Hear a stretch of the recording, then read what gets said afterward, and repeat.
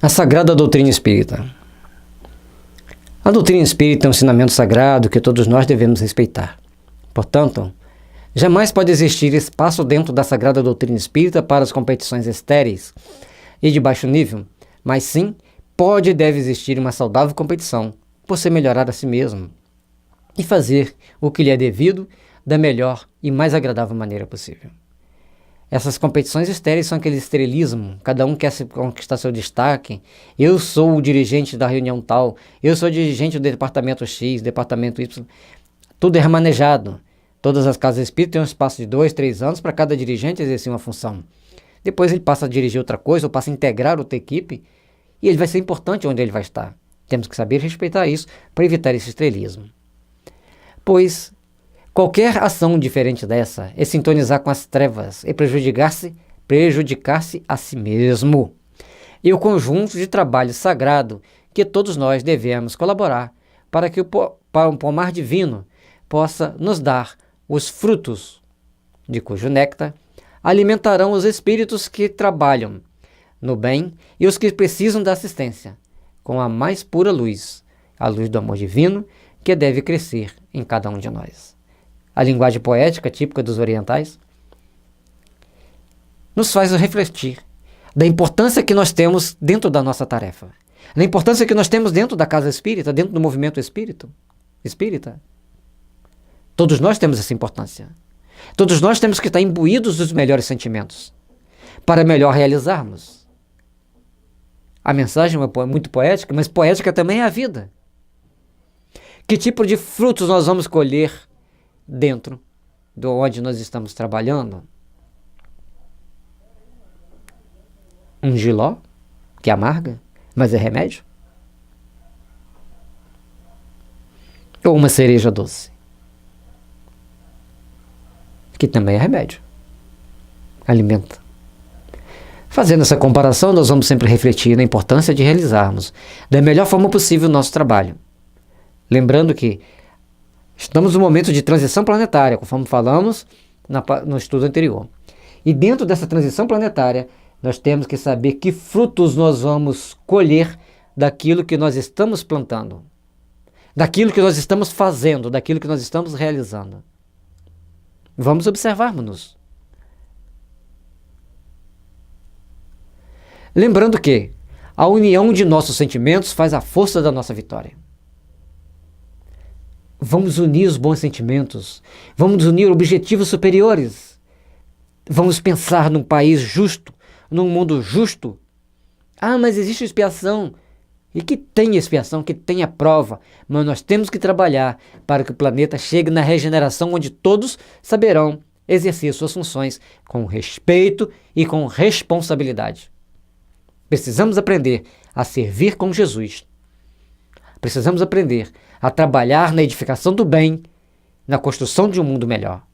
Assim como precisamos da luz de Jesus em nossa vida, ele precisa da união de nossos sentimentos com amor ao bem legítimo para a nossa vitória sobre a ignorância humana. Yakov e de Jugasli. Prestemos bem atenção. Nós precisamos vencer a ignorância humana, precisamos esclarecer pessoas. Então não podemos ficar ignorantes. Nós temos que estudar, nós temos que aperfeiçoar. A doutrina espírita é rica de livros. Mas nós temos em Kardec, ou melhor, nós temos a trilogia básica para nós aprendermos. Jesus, Kardec e Hahnemann. E Kardec tem como um grande discípulo, ou melhor, vários grandes discípulos, mas principalmente Chico e Divaldo. Que aqui no nosso país, e também o João Nunes Maia, os três estabeleceram uma base de trabalho, de direcionamento para que nós possamos seguir com segurança. Eles exemplificaram, trabalharam, doaram livros, exerceram aquela função com total dedicação ao próximo. Fizeram palestra, procuraram esclarecer, procuraram trazer luz para nossas almas. Vamos estudá-los. Não justifica ficarmos na ignorância, porque o momento agora é de caminharmos para frente. É de seguirmos iluminando-nos e aperfeiçoando o nosso sentimento. É o momento que nós temos de parar para pensar Estou sendo útil a essa sagrada doutrina espírita que ilumina o caminho das nossas almas? Eu estou sendo um integrante positivo dentro do grupo ou estou cheio de melindres e invejas? Que ele pensa, aquele espírito ali, russo, aliás, soviético? Nossa! E aí vem os conceitos. Não. O que esse espírito soviético está passando é útil? É agradável? É instrutivo? Opa! Então ele aprendeu. Então ele sabe o que está falando. Vamos deixar de melindres. Vamos deixar de preconceitos. Vamos arregaçar as mangas, que eu nem gosto de manga comprida, e vamos trabalhar. No bem, com amor, com responsabilidade. Porque o futuro espera de nós o melhor. Porque nós precisamos ser melhores. Nós precisamos nos melhorar. Nós precisamos construir um mundo de paz, um mundo de fraternidade. Mas o nosso coração também tem que aperfeiçoar. Então os toques que devem ser dados dentro do grupo, um para o outro, um com o outro, é para que nós possamos crescer e aperfeiçoarmos-nos. O futuro que transcende. O futuro sempre depende de como vivenciamos o presente. Não podemos voltar ao passado para fazer um novo começo, mas podemos começar agora a fazer um novo fim. Portanto, que comecemos agora a vestir a camisa do bem, a trabalharmos conscientes das nossas responsabilidades. Como você tem recebido os jovens médiuns na casa espírita? E às vezes o jovem médium tem 70 anos, mas aflorou a mediunidade dele agora. Você vai falar que está esquizofrênico? Ou você vai conversar com ele primeiro? Então vamos lá. Se o jovem médium, jovem, botar entre aspas, porque pode ser em qualquer idade, porque ele está jovem, médium, não médium jovem, diz que está com as percepções psíquicas aguçadas, vendo, ouvindo, sentindo. Isso acontece em qualquer idade. Nos meus 25 anos de doutrina espírita, que é muito pouco, eu já ouvi muita coisa. Portanto, a gente compartilha aqui um pouco das experiências que a gente vivenciou. O que você vai perguntar para ele? Você já foi ao psiquiatra? Ou você já leu o livro dos médiuns? Essa resposta diz tudo. Principalmente para mim, que sou terapeuta, dependendo do que eu responder ali, eu vou dar a minha interpretação. Você fala, não leio o livro dos médiuns, não, isso aí eu já sei tudo, você já sabe tudo, mas então como que você interpreta as suas sensações, suas percepções? O espírito é bom? Qual a classe de espírito está se comunicando com você? Agora, aí, a resposta que ele dá, como é o livro dos médiuns? Eu não tenho nem dinheiro para comprar, você pode me emprestar um? A casa deve ter um livro para emprestar. A norma básica deve ter lá. Devemos fazer todos os esforços possíveis para ter esses livros lá para emprestar. Os jovens hoje também baixam na internet, não é muito justo, mas ele baixa até ele poder comprar. É importante ter o livro no papel para você manusear, para você ler. É diferente de ler na mídia.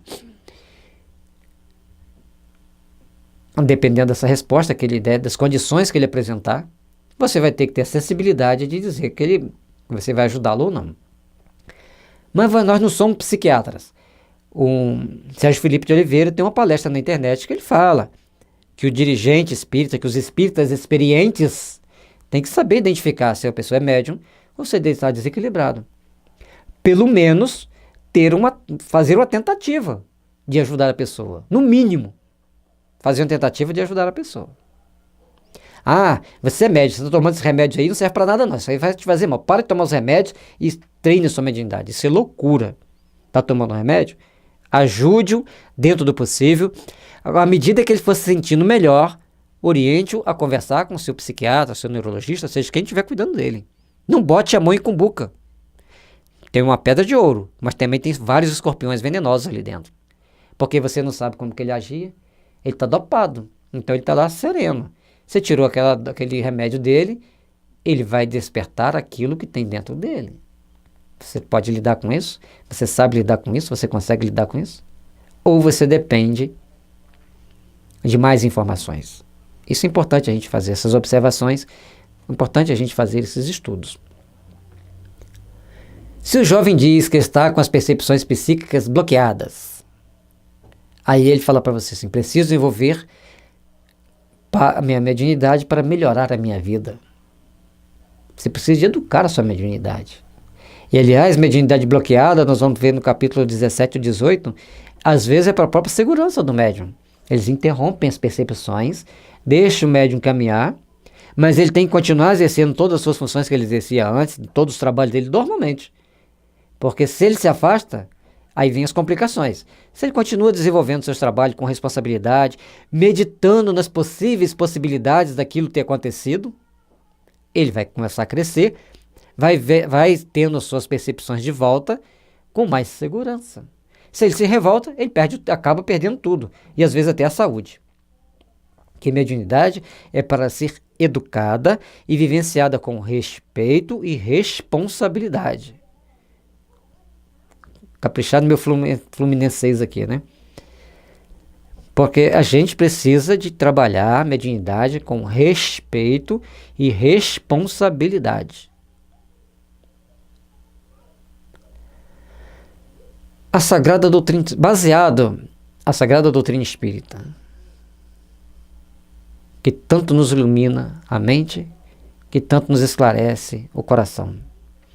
Baseado no respeito que devemos ter pela doutrina espírita, como um ponto de apoio à divulgação da essência do cristianismo, como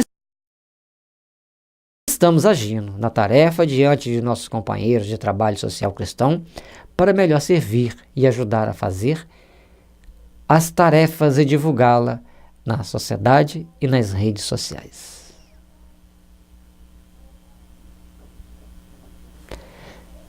Aí vem mais responsabilidade. Mais responsabilidade. Rede social. Lembra-se, a doutrina espírita nos mostra a essência do cristianismo. Aquele cristianismo nascente que percebeu os espíritos, que via os espíritos, que recebiam influências e informações dos espíritos, provocavam fenômenos maravilhosos para tirar Paulo da cadeia, por exemplo. Hoje nós vivenciamos a doutrina espírita com respeito, com responsabilidade. E o trabalho social cristão a levar o lenitivo ao que sofre. Aí eu dou uma cesta básica, mas chega e entrega, nem aperta a mão da pessoa que já está suja, mal cheirosa. Ou você entrega a cesta básica e fala que Jesus te olhe nos olhos dele, que Jesus te abençoe.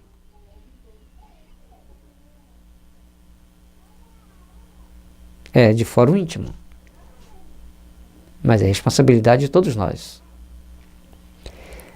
Aquele companheiro de tarefa, você está ali trabalhando com ele para que ele cresça, para que ele aperfeiçoe, para que ele aperfeiçoe também no ambiente de trabalho, para que ele cresça no ambiente de trabalho e espiritualmente, junto com você dentro da casa espírita? Ou você tem medo dele ser mais médium do que você e tomar seu lugar no futuro? Ninguém vai tomar o lugar de ninguém. Isso só existe no mundo político, e assim mesmo ninguém toma o lugar de ninguém. A pessoa conquista um local que ele quer chegar, dentro das possibilidades que a misericórdia divina o permite. No ambiente nosso de trabalho espírita, nós temos que estar lá por amor, somando valores. Como Rochester descreve os essênios, trabalhando com total dedicação a uma causa. O livro de Maria de Nazaré também fala sobre os primórdios do cristianismo, aqueles espíritos que reencarnaram para trabalhar junto com Maria, na preparação para a vinda de Jesus. Eles tinham amor pelo que eles faziam. E nós podemos desenvolver esse amor. A gente não nasce pronto. A gente vai aperfeiçoar ao longo do tempo. Vamos trabalhar para o aperfeiçoamento nosso. Voltei. Conteúdo. O que aconteceu aqui? Aqui. Parece que o slide ficou fora da posição, mas não tem importância não. A gente consegue acompanhar. O conteúdo interno de cada um. Estou recebendo mensagem de. Isso é um problema sério. Aí vamos fazer as colocações ali. Isso aqui é só figurativo. O espírito que se comunica comigo é José da Quitanda, Maria Olga, Fritz, Carl, Pai João, vovó Nicolai, botei até com Y e K ali para ficar diferente, para chamar a atenção. Embora um dos espíritos trabalhem com a gente, chama Nicolai. Mas o importante é que a gente entenda o que esses espíritos passam para a pessoa. Quem eles foram. Ah, mas eu não sei. Eu nunca vi falar quem foi Maria Alga. Aí você vai lá procurar saber quem foi você, minha irmã. Ah, fui uma camponesa. Trabalhei no campo. Vivi até os 87 anos lá no campo trabalhando. Aí a sua amiga recebe a doutora Marisa. Ah, olha, mas ela recebe a doutora Marisa. Nossa, foi uma médica. E às vezes, a Maria Alga, que foi uma camponesa, é mentora do grupo todo. E a pessoa fica querendo, com inveja da outra que está recebendo a doutora, que lá no mundo espiritual, às vezes o doutor vai trabalhar nem como enfermeiro ele vai trabalhar. André Luiz demonstrou isso, ele foi trabalhar como faxineiro. Depois que ele foi chegar à condição de assistente, e hoje deve ser instrutor, se não estiver reencarnado. Mas foi um passo de cada vez. E às vezes a gente vê pessoas camponesas que chegam, conversam com a gente, espíritos, né? E mostram-se, não falam o que eles são, mas mostram-se quem eles são. Pela conduta, pela sensibilidade, pelo equilíbrio que eles conquistaram. E às vezes esses espíritos que foram estrelados aqui na Terra com pomposos títulos, estão em frangalhos. Leiam, estudem o céu e o inferno. O Evangelho. Uma rainha chega no plano espiritual, achou que ia ser recebida como rainha, e até os mendigos, ela precisava da ajuda até dos mendigos que ela desprezava. Lembre-se, ela está lá no Evangelho. Vamos observar isso. A questão do Fritz, sem jogar pedra, sem fazer crítica destrutiva, mas tem que prestar atenção. Uma pessoa abre uma casa espírita e fala assim: receba o Fritz. Enche. Qual Fritz? Então nós temos vistos determinadas pessoas que se empavonam que estão recebendo A, B ou C e caem do cavalo. Vamos ter cuidado. E às vezes pessoas que estão recebendo espíritos simples trabalham a vida inteira ali com tranquilidade, com responsabilidade, com equilíbrio. Então cuidado com os nomes pomposos. Temos que ter cuidado. E a questão da vovó, a pessoa fala assim: estou recebendo minha avó. Mas a sua avó está em qual condição espiritual? Ela está numa condição que ela consegue melhor comunicar com você pelo sentimento de amor, de recebimento, a sintonia daquela convivência gostosa de avô com neto. Aí ela comunica com você. Ela é o primeiro instrumento para você ter as percepções. Depois, ela vai seguir seu processo evolutivo, talvez vai até reencarnar, vai trabalhar em outras instâncias, e você vai ficar trabalhando com quem você precisa trabalhar, com quem está designado para trabalhar com você, ou com quem vai afinizar com o seu trabalho. São várias situações diferentes. Então os espíritos trabalham com A, B ou C, de que forma? De acordo com aquilo que a pessoa faz, aquilo que ela conhece, e aquilo que o espírito quer fazer, e se ele simpatiza com você. Está no livro dos médiuns, está no livro dos espíritos, está no Evangelho. Aí vai ter a oportunidade. A questão, normalmente, dos espíritos de origem que se manifestam dizendo-se de origem africana, eles usam muito o termo pai João, vovô isso, vovô aquilo, vovó isso, vovó aquilo. Ou seja, sempre um nome, mas sempre com um nome carinhoso ali para a gente. Primeiro, respeito por aquele espírito. A primeira coisa. Segundo, entenda aquele espírito. Depois, se possível, esclareça aquele espírito para que ele possa trabalhar de uma forma mais segura. Primeiro, eu adoto como pronome de tratamento dentro da casa espírita para os espíritos, irmão, irmã, e aqueles que trabalham na casa, ali nas reuniões mediúnicas com a gente. Às vezes eu falava enfermeiro, aí o espírito falou assim: vamos padronizar o seguinte: assistente. Porque alguns de nós somos assistentes, outros são instrutores. Assistente tá bom, todo mundo vai entender. Eu não chamo os espíritos que trabalham comigo de doutora, doutor, não vou chamar. É meu princípio. Ou é irmão, ou é irmã, ou é assistente. Aí, doutor Bezerra de Menezes. Irmão Bezerra de Menezes. Ah, não gosto dessa ideia. Ah, respeito. Mas, pela pureza da doutrina espírita, eu garanto que até ele vai gostar de ser chamado de irmão. Porque ele sempre primou pela pureza da doutrina espírita. Ele sempre se colocou como irmão dos sofredores. Então, que chamemos de irmão. Ah, mas eu respeito ele muito como doutor. Do jeito que você quiser. Mas respeite também o padrão estabelecido dentro da casa espírita. Porque se você chama Bezerra de Menezes de doutor, você vai ter que chamar qualquer um que chegar lá e falar, se eu fui médico, você vai ter que chamar de doutor. E às vezes ele foi engenheiro, mas tem curso de doutorado, vai chamar de doutor. Foi advogado, teve curso de doutorado, você tem que chamar de doutor. Vamos respeitar. Primeiro, respeito. E para a gente respeitar, tem que ter uma regra básica para todo mundo. Ah, mas ele faz cirurgia espiritual. Assistente. Não é assim que o André Luiz fala, assistente fulano, assistente Beltrano, assistente isso aqui? Assistente. É o nome que eles usam no mundo espiritual. E às vezes, instrutor. Se ele disser que é instrutor, você respeita, instrutor. Tudo bem, é uma denominação que os espíritos está na obra do André Luiz. Agora, esse negócio de doutor daqui, doutor dali, eu não engulo, eu não aceito.